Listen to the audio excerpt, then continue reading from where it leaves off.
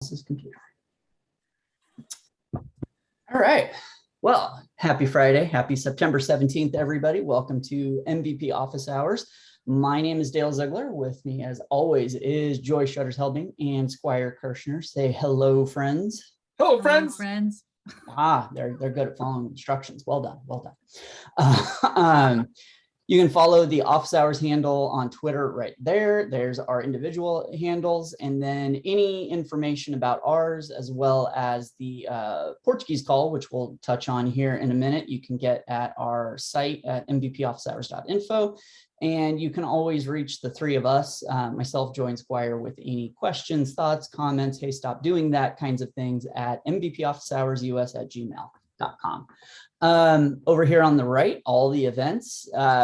Definitely, did we take the links out of these? Yeah, so I wanted to call that out. So the Trailblazer waffle is functional. So go to Trailhead, go to events. All 4 links are there and working, and it's way easier to find than having the hard-coded links. So I took the links out, but we can demo waffles.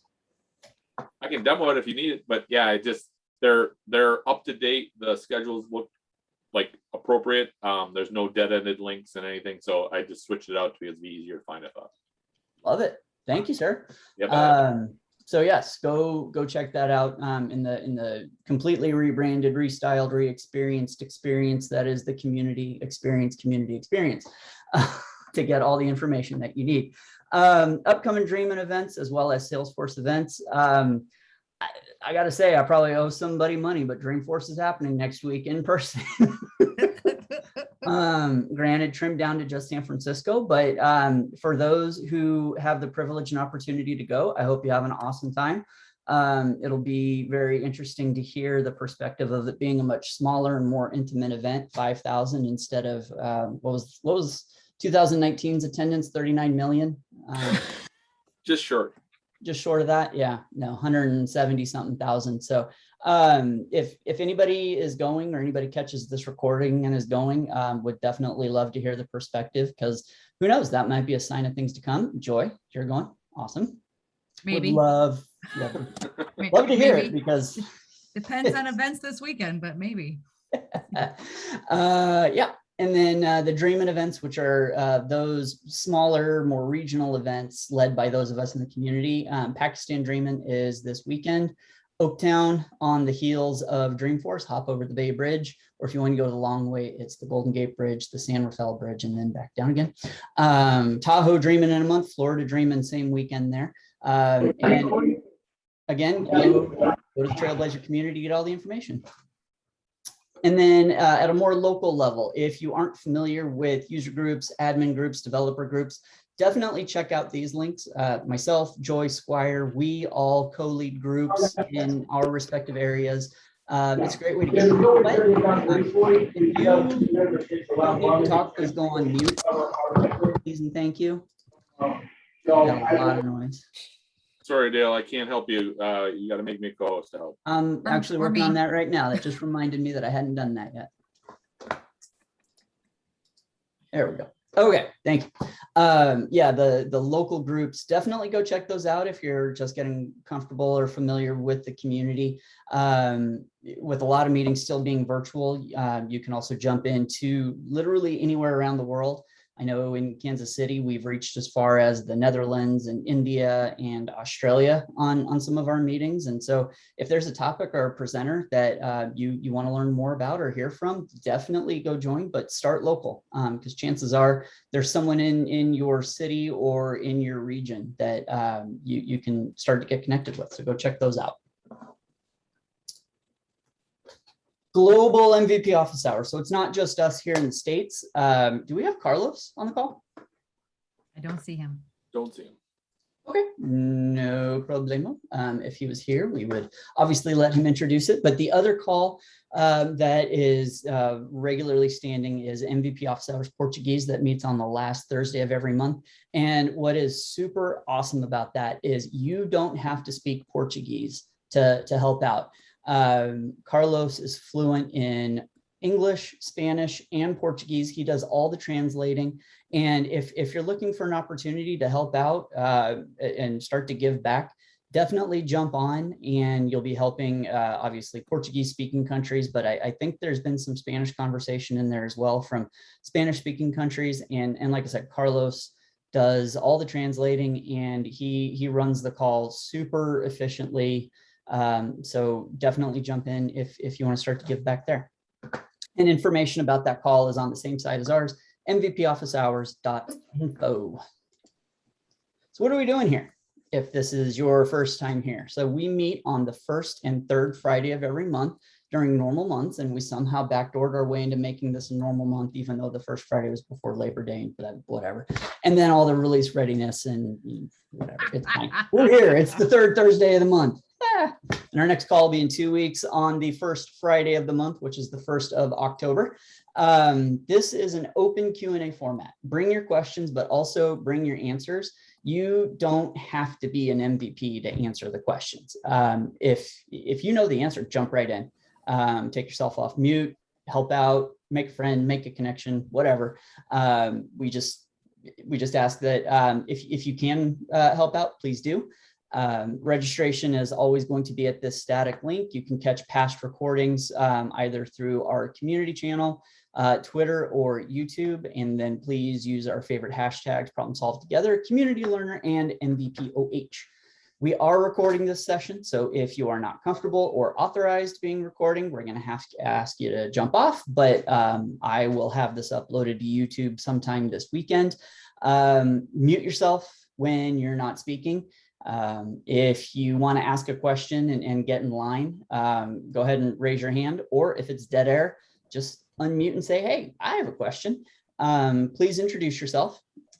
You can share your screen, but because this is being recorded, please, if at all possible, do not share your production environment or real data or anything. If you can pull up a sandbox or a dev org or anything like that, that's great. We don't want to have your companies or your clients' real data out on the internet for forever.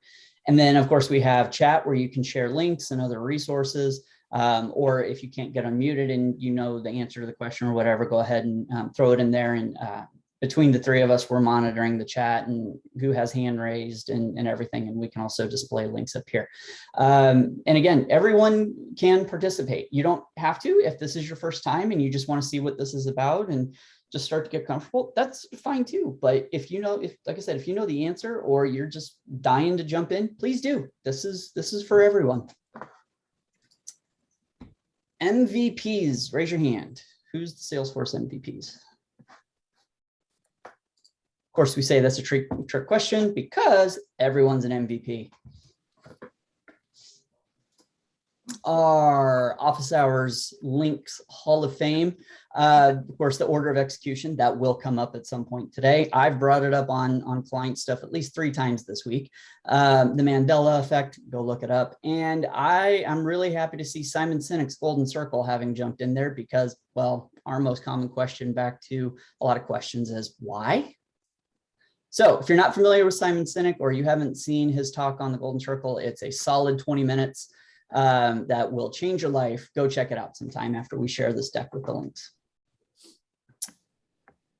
I didn't see any emails. I want to say, did Mike have a question in the community or was it more of a closing the loop thing? It was a question. Okay. And I failed miserably. No, nobody fails. Nobody fails. You just learn the hard way. All right. Exactly.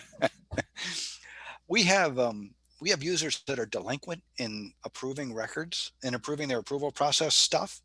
Naughty. And I thought, no biggie, I'll just write a flow to go in there and go through all the steps and reject them after 14 days because that's what I want to do. And I went into the Workbench and there are all the process instance tables are all there, nice the way I want them. And I'm going, cool, I'm there. So I'm going to go write my flow. And whether it's in the Workbench in the update tab or whether it's in Flow or Process Builder or Workflows, I don't have access to those objects. I cannot edit those approval process records. Because they're in process. I don't know. No, You were telling me the answer. no, I Yeah. don't think you can interrupt that stuff when it's in process, but Square, fail. But we also, know that there are some folks that are not big fans of the out of the box approval process.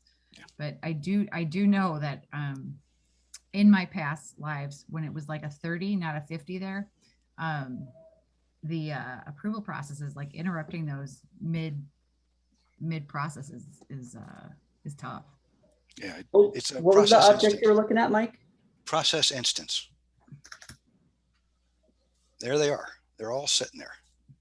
Okay, so But those are the versions of the process, or those? Well, there's the target object ID. So there you go. And if you poke around,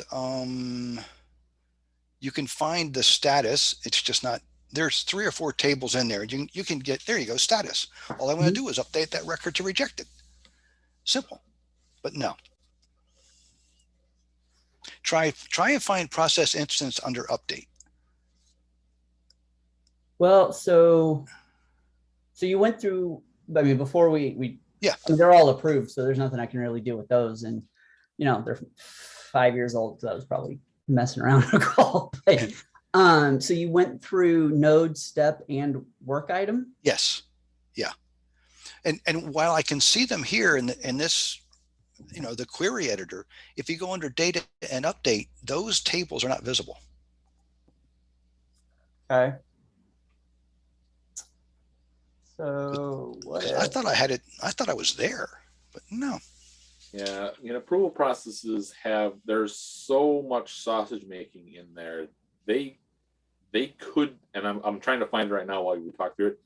I feel like these are one of those things that are just like, you don't get to touch these for a variety of reasons. Yeah. I'm trying to find it right now because I feel like there's a way to automate status changes, but I don't think it's through like a process builder or through the metadata. I think there's something else. I also don't think you can interrupt it as it's going through. Like once it enters the approval process, like that's the approval process and it's in, unless someone intervenes. But I could be wrong. Well, so I feel like you both might be right. Is this one of those things that's like lead conversion? You have to get like super like 89 layers deep into code to actually leverage is converted? Or how are the approval processes actually configured? Can admins or anybody revoke them? Because is your profile, or are you as you as the logged in user in Workbench in the subset of users that can take action on an approval that's in process? And I think maybe part of the answer there is just this morning, if I go to and I'll walk you through the use case, it's a case record, and the case record has an approval process on it. Mm-hmm. If I go to the case record, go to the approval record, I can reassign it to myself and reject it. Got it. I just didn't want to do them manually. Can you, I guess, exit the approval process without rejecting? Can the original submitter unsubmit? I have not pursued that because that is a checkbox in the approval process. Right. And I'm fairly certain I do not have that checkbox enabled. I think I think with approval processes, it is wildly protected because they don't want any kind of data loads coming in and changing that chain of command. It's kind of like an evidence envelope where they know who's been touching it. An audit trail, yeah. Thank you for having the right vocabulary because mine is gone. You're good. And so that might be why this is not available. I don't know how to circumvent it in any way, shape, or form. But what I would look at doing is applying that 14-day rule to things going forward, and then the stuff that's in that place, send the nastygrams to your users to try to get that worked through. But you're gonna I think you have to start that new approval process with that additional 14-day step. let's talk. Let's talk about that for a second. Which part? Because maybe I haven't spent enough time in there, but under the creating an approval process, we have steps. But I'm seeing field updates. I'm not seeing, again, maybe I'm not looking, it wouldn't be the first time, but I'm not seeing after 14 days do something. I'm just seeing. Well, you've got your final rejection actions. Yeah. I haven't ever put in an expiration date on my approvals. And so this is like new tinkering places for me, like instead of like, oh yeah, I've done that. But I feel like you can do something with this. I just don't know. So this is Marty, and my question is, when Mike, I think, said he changed the approval so that he could make changes in the automation, that could be the issue, that whoever's trying to close it isn't in the approval queue. That makes sense. They're not an approved approver. My vocabulary is no better than Joyce. Right. I'm like reaching. I'm like, where's the word? I haven't talked to you people know much. what I'm saying. So, Yeah. So Christy shared this in the chat, which Perfect. From a business process, I love that this actually engages business process, not technical process. Don't go throwing wrenches in the works if you don't have to. Hold people accountable. So reassigning, there's some accountability right there.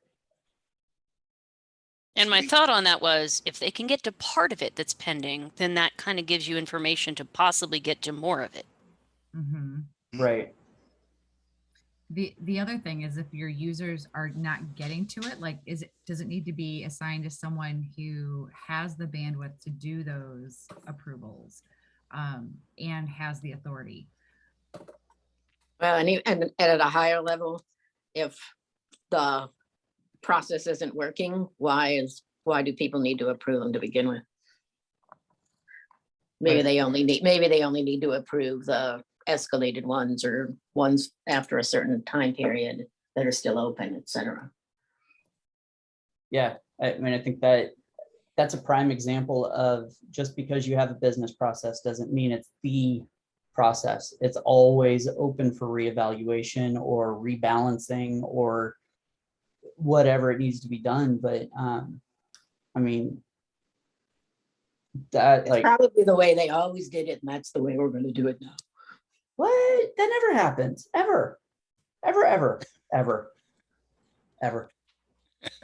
And you have some customers that change their mind every 2 days. Yeah. And then you have clients who do both. Anyway, Well, I'm liking this screen of I'm going to go chase that one down. Thank you. Okay. yeah, Good. the link is in the Chat. and Todd kept it local here and threw another one in from Unofficial SF. So yeah, both those links are in the chat. We'll have them in the deck as well when we share that out. But yeah. Sweet. Thank you. Absolutely. And before Mike goes on mute, I am going to take 2 seconds to promote him. He is speaking at our next Kansas City user group meeting on the 29th, where he is just going to completely rip the covers off of Workbench for admin. I am beyond excited because I as a consultant, as a business analyst, I live in Workbench all day, every day. So I'm excited to see what he has come up with. I'm going to guess he's going to throw some tools in my tool belt. So if anybody has ever been interested in Workbench and absolutely everything it can do, I'll share out the link to the Kansas City meeting, and y'all are more than welcome to join us, because Mike's going to do an awesome job with it. No pressure. I was just going to ask for the link. Thank you. Excellent. Yep. I want to know if this is something we should be like concerned with, though. Weren't we talking about Workbench disappearing for a while? Yeah, they've been talking about that for like 3 or 4 years though. All right. Just that's what I thought. I was making sure I wasn't being confused. Yeah. Yeah. There's that red banner right there that says something about the other tool. It's not on this. Yeah. Well, yeah, there's data loader. There's also, depending on where you are in Workbench, there's it might be on the query screen, Visual Studio Code now includes a software builder. The beautiful part of Workbench, and at least from what I've seen in SFDX, is I mean, it's all underlying XML. It's all the same stuff. You're just kind of changing how you're navigating, how to use it. So if Workbench went away, as long as you can get SFDX stood up, you're not going to lose anything. This is just a heck of a lot easier to use right now for admins. So use it as long as you can. Yeah. I'll concur. VS Code it's way better than Workbench, but only until you figure out how to use it. So right. Awesome. Okay. Where are we now? So Matt gave us a question a couple of And then he minutes said he had to ago. leave. Oh, okay. Well, we can still talk about it though. Heard a few solutions to mimic rollup fields, but on a lookup relationship. Anyone have a solution that worked for them? Besides Flow? DLRS. Yeah. DLRS, yep. For the free version, then there's rollup helper, which is the paid version and has a slightly friendlier UI, but that's what happens when you pay for things. So Rollup Helper has a free version that lets you batch, I think, every 24 hours, and then the paid version. Yeah, I think you can also only do 3 rollups, where DLRS, I don't know that there's a limit. Nope. I haven't hit a limit, and I haven't read anything that said there was a limit. So let me put it that way. I think the only limit you're going to hit with DLRS is all your Apex CPU Yeah. limits. I've definitely run into that. If you have too many of them running. The limit is the limit of your architect's migraine. So yeah. Well, because it's not a managed package. Limit sizes may vary. Right. Well, unmanaged packages, the thing with DLRS is it's with it not being a managed package, it's living in amongst all your other limits. Managed packages kind of get their own little space of the playground. Unmanaged packages just fold in with everything else. So it's definitely a consideration to Squire's point about the architect.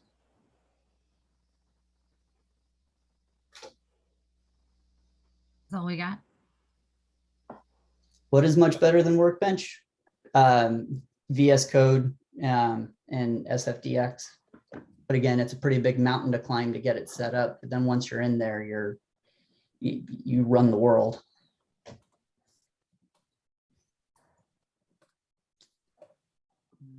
Sorry, what's the other than DLRS, what's the other tool that was referenced? I've not used it, so I don't remember what you said. Rollup Helper. Rollup. Yeah. I can't remember the company name. I'm drawing a blank on it. I think it's been acquired a few times, but yeah. Can I ask the elephant in the room a question about, with the direction that Flow has come and has continued to go, would you ever recommend those other 2 installed packages now that Flow does what it does? Build versus buy would be my only consideration. Like definitely Flow now supports Flow can now support what you would be trying to build. It's do you want to build it? Do you want to maintain it? Yep. I like that. Honestly, I think trying to build it yourself in Flow is a great exercise to understand collections and looping through records. Like it's a great little test case.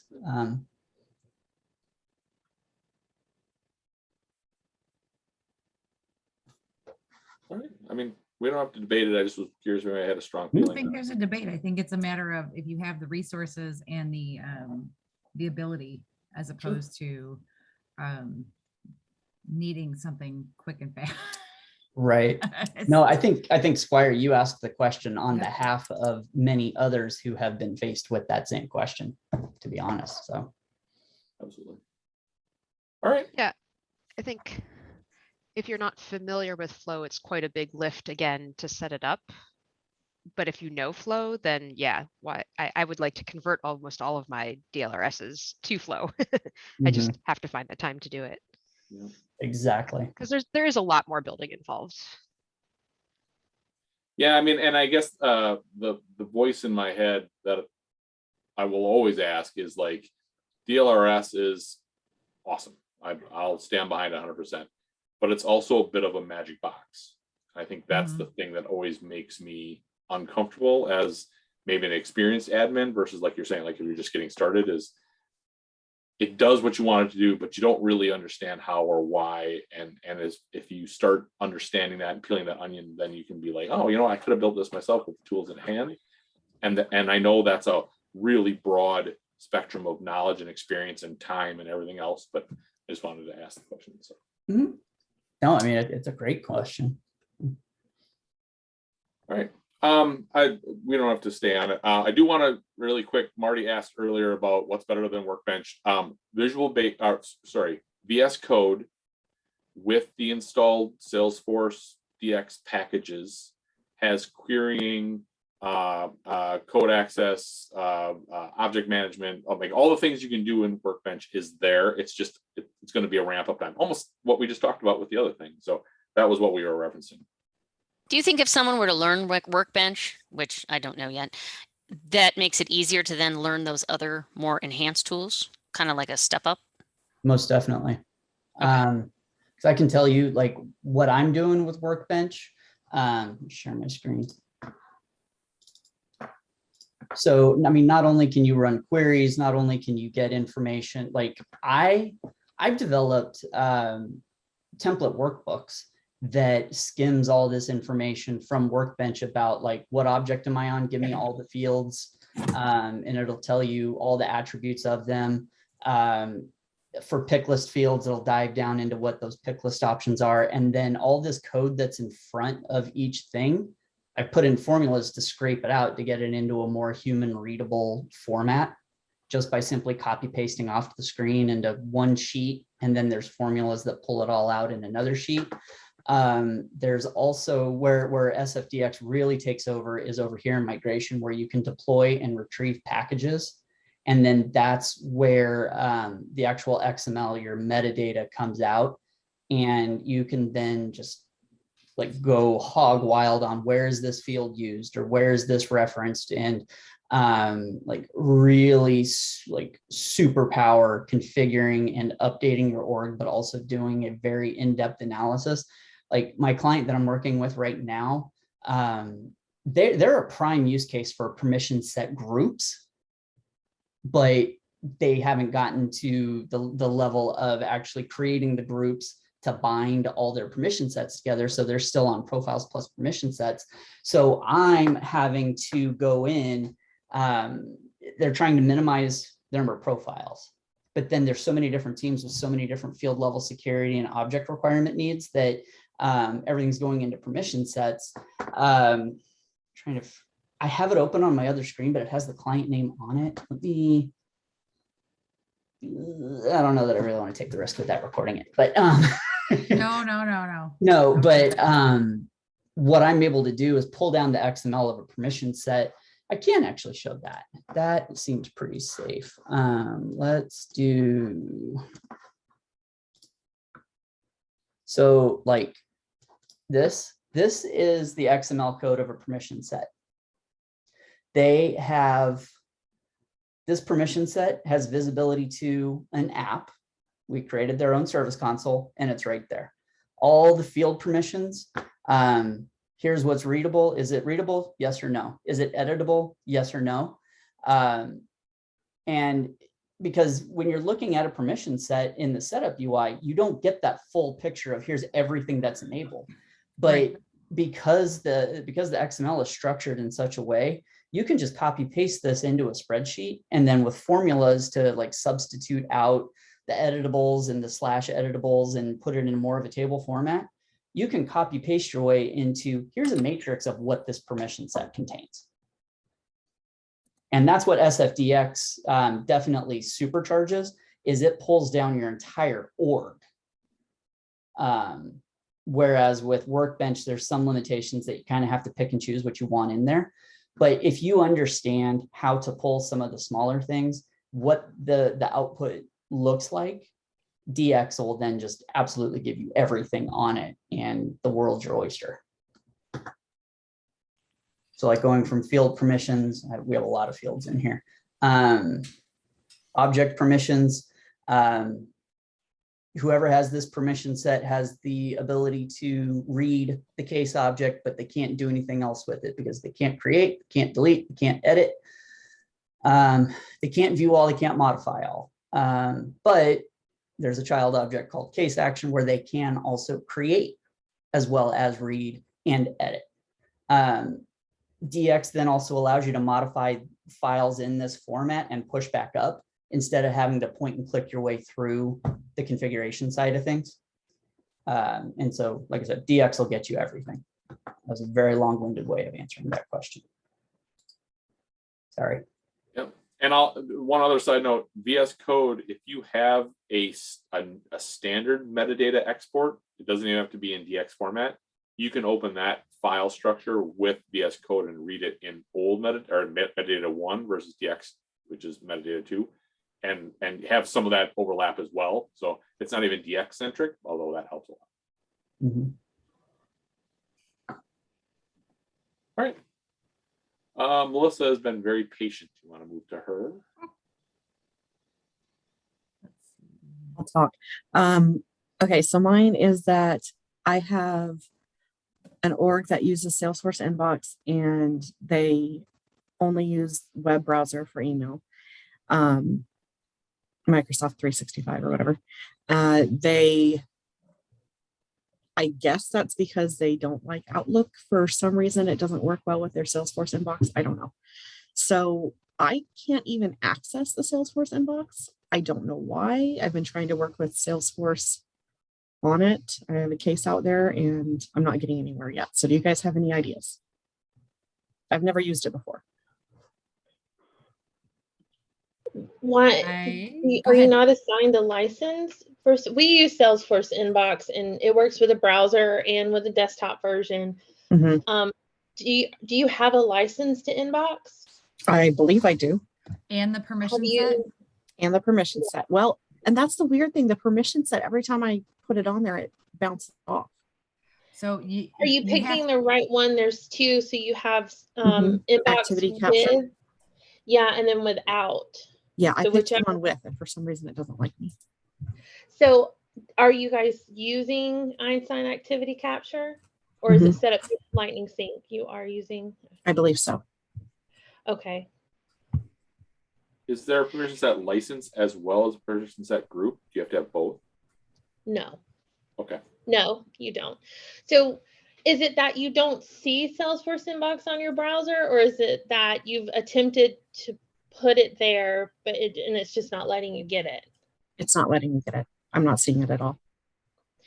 So when you are in the browser, you have to click on a message, and I wish I had like a test environment of my mail, right? That would be really nice. So I could like show you. I'm gonna log into mine really quickly.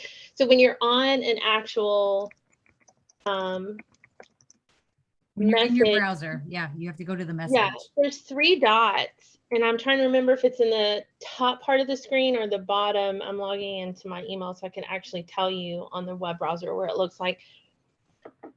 Oh, and on that's the how message. you get the app. Yeah, so let me click on one so I can tell you. So when you look at the message in the right-hand corner next to like the reply all and forward, there's 3 dots. Yep, I see that. Okay, Get so add-ins. at the very bottom of that menu, yeah, if you don't have Salesforce, click Get Add-ins. Mm-hmm. And then you just want to search for Salesforce. And this is something that I had to learn the hard way. There's a Salesforce Inbox app, and then there's Salesforce. You actually just want Salesforce. Access denied. Please contact your administrator. You know who that is? I'm not sure at the moment because the administrator has no idea what she's doing. Oh geez. So you don't have access? No. So the Salesforce admin that's working this for you doesn't know what she's doing? Is that what? That's me. I thought you meant someone else because I was like, wait a minute. Oh, so I'm looking at our permission sets now because I'm happy to work with you offline on this too. I did the full setup for our inbox. I did that a couple years ago, and it's definitely a little bit convoluted. And if you miss like one Yes. little click, you are in a bad place. And 100%. it sounds like you missed the same click I did the first time I set it up. I just don't know what it was. And Leah sounds like she's kind of got like maybe a direct view of what it is that you're getting challenged with. So, and my thing, I have spent a lot of time looking in and trying different things, and I'm just probably worked a lot with Salesforce support also, and there isn't a lot of folks who know the ins and outs of that as well as you need them to. And so I would really hope you and Leah can connect, maybe even just for like a 8-minute screen share outside of a recording. Yeah, that'd be fine. Yes, exactly. So yeah, because I've reached out to support for inbox things too, and it can be difficult to find somebody who really, because they're not necessarily moving away from it, but they're really focusing on Einstein activity capture. And so, yeah, and some of the help articles aren't very helpful. So yes, if you missed one thing, it's yeah, and even with the Teams integration, which we have Salesforce Inbox, our Office 365 accounts are connected, but we're still using Lightning Sync. So with the Teams connection, we don't get the Salesforce meeting because that only works with Einstein Activity Capture. And it took me a good day to try just reading and being like, that's why it's not working, because even though our accounts are the same, so it can be really tricky, but absolutely happy to screen share with you, not on a recording. And go through. Yes. All right. Don't forget to exchange DMs here. Excellent. Yeah, absolutely. Excellent. And then, circle back with us and let us know what that mystery step was. Yeah. Oh, hello. All right. Who was up next there, Squire? Do you remember? That's everyone unless I missed one, and I apologize. So I haven't seen a hand or another. I've got a question post. So doors open, I guess, for whoever. Oh, there you go, Brandon. Thanks for joining us. Perfect timing, I guess. Yeah. All right. So I should know this because this is it feels like one of the most basic things. But whenever we have a trade show or anything like that, we set up a campaign and we put contacts into it, right? Using the standard campaign object. We're on enterprise. We don't have Pardot. We got HubSpot or whatever. And then they'll get from the webinar or the trade show a list of the attendees in an Excel spreadsheet. And I always, and you're going to laugh, but I always just match those emails against the campaign member IDs, like doing an Excel export VLOOKUP versus like the update, you know what I'm talking about, the mass update tool. Yeah. Not even using, like the tool that, is on the campaign. Is that the best way to do it? Like, did you follow anybody? Well, I follow you there. I think you have a few micro questions in there. So like when you say the best way, like what perspective are you looking for the best way? Brandon, you should know this. I know I should. Were you waiting for someone to say that? Brandon, you should know this. We're not going to help you. You should know How long better. have you been a Salesforce admin? Come on. Well, I've been using it since 2006. I just never really focused on the campaign side. But no, I do feel like that the add, insert, whatever should be the right way, and matched by the email address. I just have never felt like I should do it. I don't know why. I feel like it's more precise to do it the other way, but this is why I come to you guys, so I can answer more of those micro questions. I think so. I mean, I've never had to do that. I've always used campaigns for other smaller things that were more like, okay, we're going to send out emails, like not, updating from trade shows, whatever. But the biggest thing to think about with email is when it comes to CAN spam, GDPR, all that kind of stuff. email address is the pivot point for opt-ins, opt-outs, all of that. So if your question is based on matching by email address, I'm going to support you 100% on that, because if your campaigns are then going to lead to marketing emails and all of that, that's where legal implications come in. The actual tool that you use versus like whatever, I can't weigh in on that one, but never underestimate the value of the email address character for character because of the legal implications. So. Yeah, for sure. And that's, I mean, like, that's the thing when we do a campaign, 80% of the people we put into the campaign for a trade show or whatever show up or they go to the webinar. And so I'm always like, this just seems like, I feel like I spend more time than I should just be dumping the spreadsheet back into the system and it matches with the status. So Stuart, if you want to just answer the question for me, I'll send you a $20 gift card or something. But I feel like there's an underlying question here is like, are you more concerned about deduping and matching, or are you just more concerned about how do I get those members in the campaign? Yeah, I just want the current members that are in there to get updated with like attended the webinar. The ones that aren't in there to get created as leads. And if there are people that are contacts that weren't in the campaign, to also get added. So I did that in the wrong order, but status of those that are in there, update the status of those that are not in there but are already a contact, added to the campaign with the new status, and then the last batch to be leads. Yeah, no, completely makes sense to me. Is that how that works? And I just haven't done it, and I've been wasting like 30 minutes every time I get a list. I'm going to say no, but I can see Stu ready to say something, so I'm going to shut up and let him talk. No, you have to now. I already called you out. You got to talk. So I see. Stu, tell us.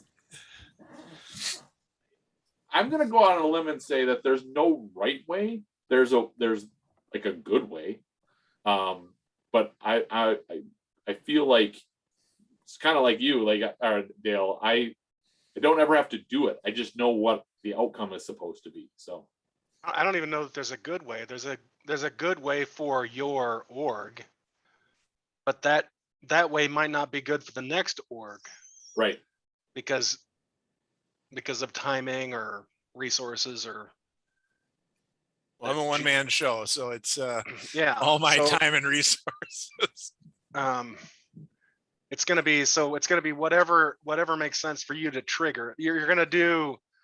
I mean, in my mind, I'm thinking I'm gonna set up some process that is gonna be easy for me to trigger.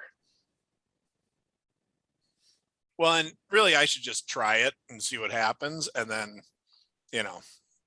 Sandboxes are amazing. I just do everything in production, but I'm trying to remember. I know.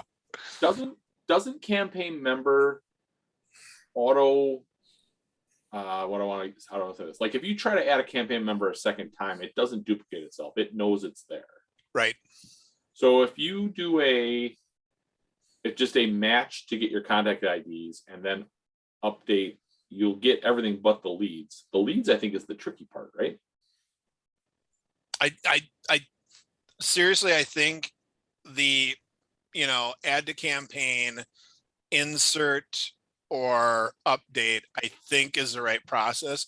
I just want to know if anybody does it, because I think it would do exactly what you said. So remind me what you're starting with. Are you starting with a list of IDs or records? So we have I'll give you the exact example. So we have a trade show coming up. And we got the list of all the registrants from the trade show. You didn't hear me say that, by the way. And we loaded them to the campaign for tracking outreach and stuff. So they're all added as campaign members. And then as we know, right, you get the list after the trade show, and there's going to be people that didn't attend, that weren't on the list originally, that then get added. And so I just want to save time when I get that list to then just dump it in and have Salesforce sort it out. Yeah. do you have a marketing tool that you're using, like a Marketo or Pardot or anything like We that? have HubSpot, and our marketing team doesn't. I apologize if somebody knows my marketing team, but they don't really spend much time on that. Because I was thinking, so we do that too. So we use Pardot. And what will happen is, so for us, we'll have a webinar. We'll have a bunch of people register, right? We all register for webinars so we can get the recording at the end if our calendars don't match up. Nobody heard me say that. So at the end, we get the list and it's like these people actually attended.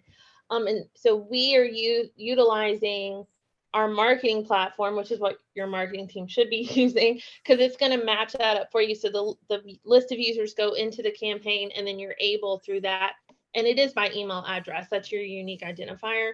Yeah. Yeah, to update that campaign member status. But I guess what I would do if we weren't using Pardot is, yeah, basically what you're doing, and I would pull a campaign member report, utilize that campaign or their email address to pull the campaign or the member ID, and then update status from there. Yeah. I'll try it the way I think it might work, and then I'll report back, because I think it's just one of those things. I've just never done it, and I should have. So, all right, that you guys have confirmed for me that just trial and error, like figure it out, because you're right. Every org's different. I appreciate it. All right, just one last question. What tool are you using to do the load? I'm using the data import wizard. Yeah. Now, Data I also load. use for larger loads where I'm actually inserting members, I'll use oh my god, data loader. So sure. Yeah, I mean the import wizard has a couple tools in place that helps with this process, but yeah, this is definitely a trial and error based on without knowing more about your data and how many records you actually got. And you could do things like load everything as a lead and then do a conversion and merge, but that's a lot of a headache too. There's probably some trial and error. Yeah, that's one of the things that we do. Like if we get a list of like 4,000 people, I do a match against emails before I even import it against the contact records, then load those contacts as campaign members via data loader. Yep. And then the rest I load as leads and tell marketing, go convert them. So we don't have like BDRs or anything like that. So cool. All right. Thank you. Appreciate it. We just kind of shrugged our shoulders at you. I hope you really do appreciate it. No, this is what it's great to know that there's a lot of options, and that for everybody, I mean, because right, HubSpot really we should be using that, but we're not to the extent that we are, and it's okay. Like there's so many different ways to do this. So I appreciate if I came on here and you had a silver bullet, I would be like, all right, but to Stuart's point, like I should know the answer.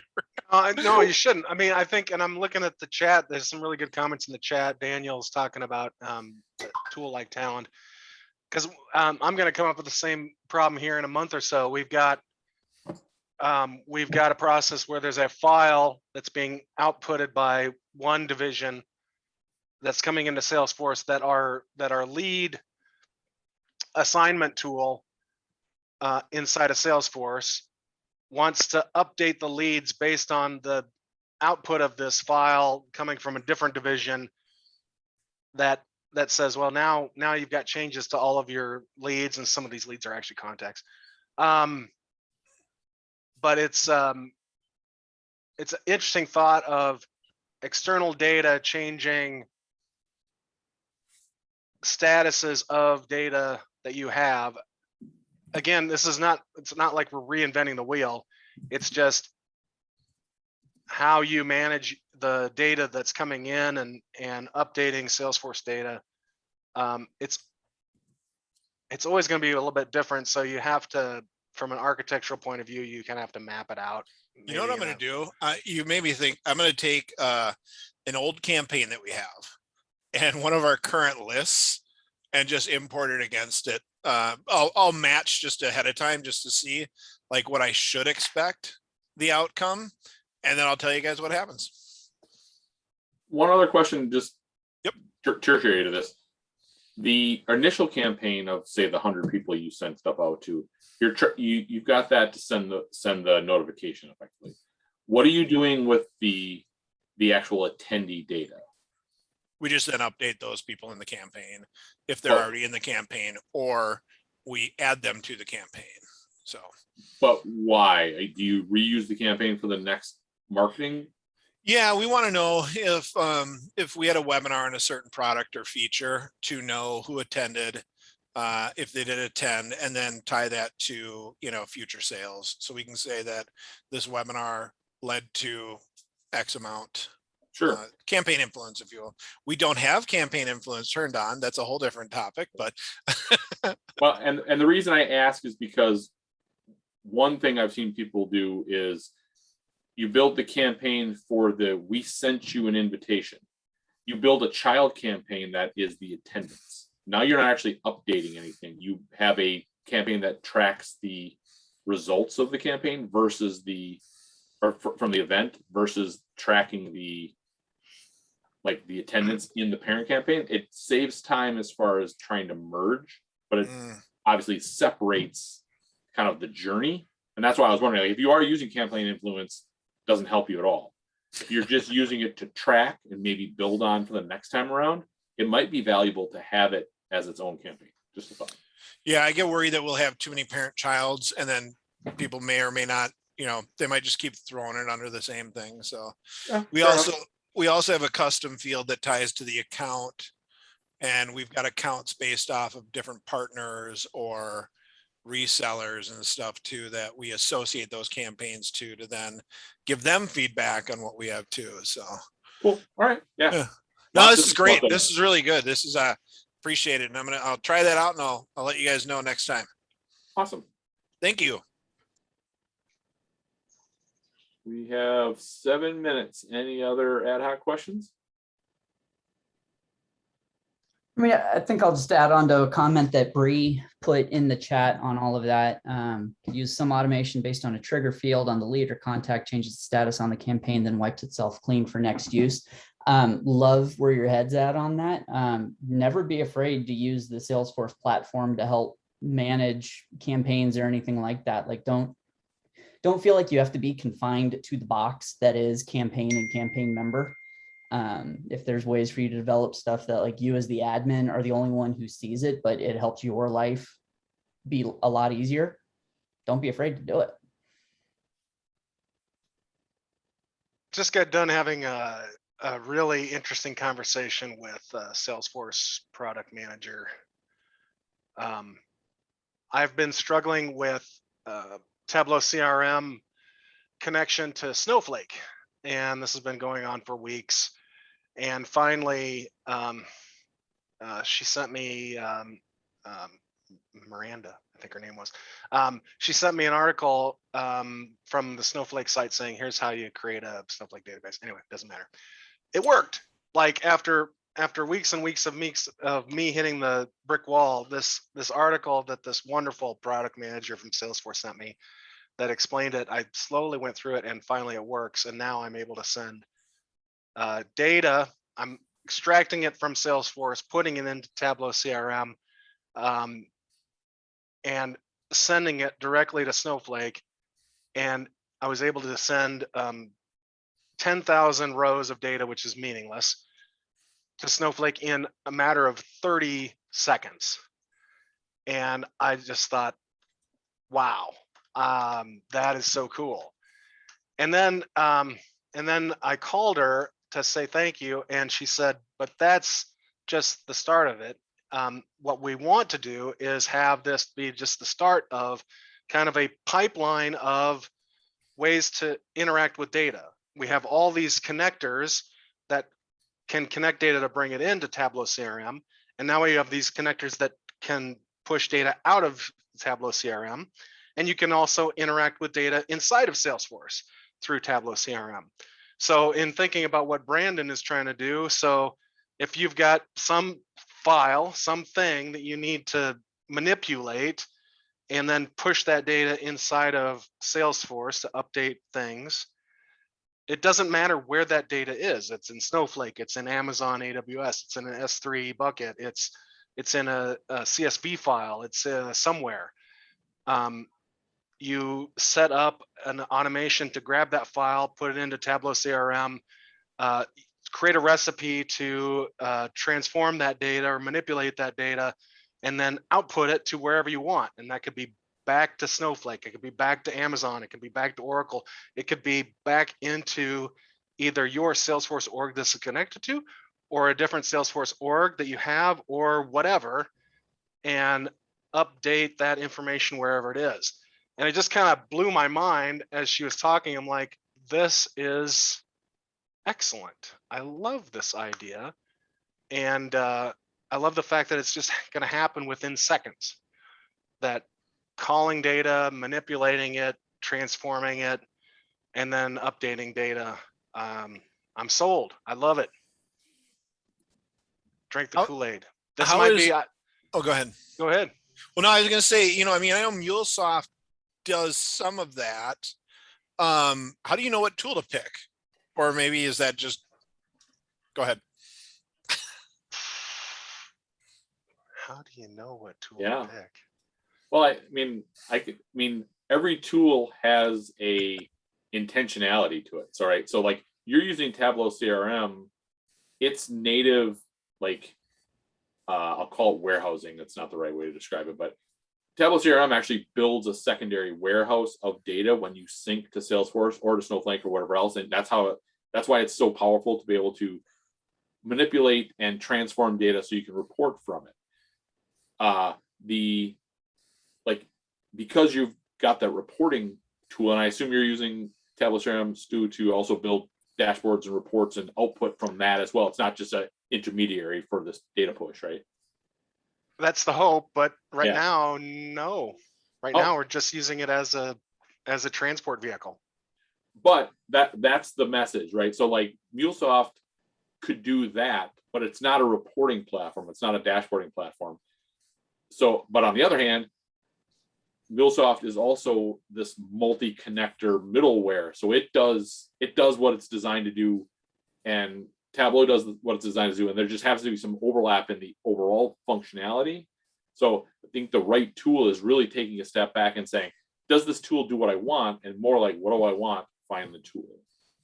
Yeah, the reason I asked that too, because I've used Dell Boomi and Jitterbit at other companies for taking data, transforming it, but not necessarily a connector between, like a real-time connector between those systems. And obviously speed and process matters too, right? So yeah.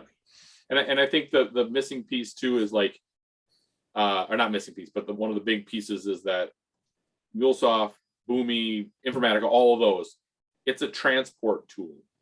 No data exists in those tools per se. I mean, you could probably trick it into doing that, but Tableau CRM is actually generating this warehouse of transformed orchestrated data. And so that's why you might lean into that for that reason. Yeah, and there could be a timing, scope, scalability issue too there. If you're going to push gigabytes and gigabytes and gigabytes of data through on a hourly basis, well, now you're talking about a different tool. Yep. But you're going to run into those questions too, because OmniScripts create REST points, REST API points, and they can do certain things that MuleSoft can do as well. So a lot of it is the context in which you're trying to build something. So do you use MuleSoft when you're doing certain things in OmniScript, or do you just create the REST API right there in an OmniService? And the choice is yes, either way. It really shouldn't matter. Well, I think the other point in this though is also pick the tool or tools that you're comfortable with. I mean, like, I'll be honest, like 90% of what Stu and Squire have just talked about, I know what those tools do. Do not put me on the keyboard with them. I'm going to try and figure out some other way to make those things happen, because I haven't worked with those tools yet. I don't know how they work. And you might be in the same position, or maybe not, but there's definitely an element of what are you or your team going to be comfortable with, and manipulating how the tools are used in that way so that you can be the most efficient with them, not just tool efficiency. Very smart. Very smart. All right, we are at time, team. I think before we kick off, it's really important to call out that everything that's happening next week, or at least 90% of it, is going to be online streaming. Don't miss out on an opportunity to participate in Dreamforce learning via the streams on Salesforce Plus. And everything will be recorded after the fact too, but it's still Dreamforce. It's smaller, it tastes different, but it's still the same intent. So use it and use it well. And then if you didn't watch it, the Flow release readiness from last week was mind-numbing. So if you didn't watch it, you should get a download of it, because it's the future is Flow. So don't fall behind. Absolutely. And for what it's worth, if any of you have checked your login screens today, I don't know what all you have to do, but if you log into Salesforce through Salesforce Plus, you get a year of Disney Plus on Salesforce. Yeah, you have to watch one video through Salesforce Plus, and then Gotcha. you get that offer. Is that for new customers only or existing customers also? Yeah, I don't know. I think I read customers only. it's for new. I think I read that it's for new customers. Right. Yeah, new customers only, and you have to watch at least one Dreamforce session. Well, twist my arm. Okay, I got nothing else going on, right? Well, for those of you who are going, safe travels. We hope you have a good time. Stay safe. And if you're not going, watch it online. And Salesforce Plus, right? Dreamforce Plus. I don't know. It's all great. plus all the things, and whatever. Follow Mark Benioff on Twitter. He's got all the links. There you go. And for us here on this call, we'll be back in 2 weeks on the 1st. And I shared the link to the Kansas City User Group meeting on the 29th, featuring Mr. Mike Troy and Workbench for more goodies there. So Nice. be well, everybody. And we'll catch you next time. Thank you. Thank you. Bye.